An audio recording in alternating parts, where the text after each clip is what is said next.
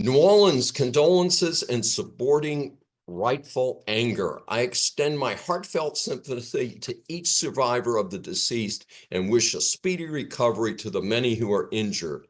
I can only imagine the hurt and loss you feel, as I did have a brother who was murdered, and the police in that city did not bother to even investigate his death. The terrorist attack on New Year's Day was an act of extreme cowardice. Only a coward takes a vehicle and runs down innocent civilians. I note that he had an Islamic name, but no idea how that relates to his display of an ISIS flag. That is a sign of truly the scum of the earth and also the models for cowardice and anti-human civilization. I do not mention this murderer's name. My regular listeners know that I advocate not using names of killers, as it may stimulate others to commit senseless acts like this against others. Who, other than the murderer, is responsible? I hold the local law enforcement authorities responsible, as this is the first level. They were changing out the barricades on Bourbon Street that might have stopped this vehicle. Why was this project not completed before this popular night of revelry? These are also the same local authorities who failed their community when Katrina struck and the state itself certified 971 dead. Now, that was not Galveston in 1900. That was in this century. The mayor and the governor tried to blame George W. Bush, then the president, but thinking Americans know that this type of preparation begins at the local level. This cowardly act was planned over time. Why did the FBI under Chris Wray not stop before this happened?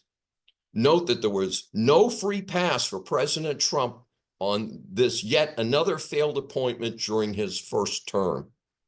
Of course, the FBI has been destroyed over time by a drive to ultimate wokeness. Their agents are chasing those who oppose abortion and parents concerned about their children's education instead of protecting America and Americans.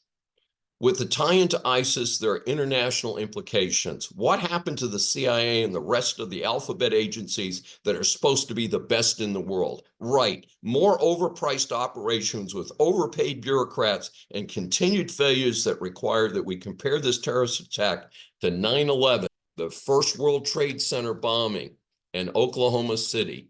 Enough! Time to fire people and reorient our entire government. We spend the most of any country. Why don't we have the best?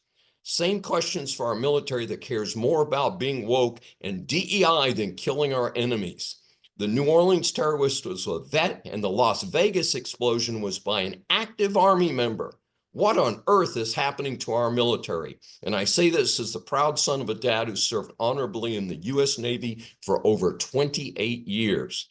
Deterrence comes from having the best military in the world. Our so-called experts say we are still there, but rapidly fading versus our enemies. Why are we falling behind with nearly $1 trillion a year spent on it? And that does not include billions in healthcare and pensions that have not been funded for the vets. One clue is wasting trillions in Iraq and Afghanistan. No wonder the morale is bad, except I am told, of all things, in the Marines. Let's ponder that.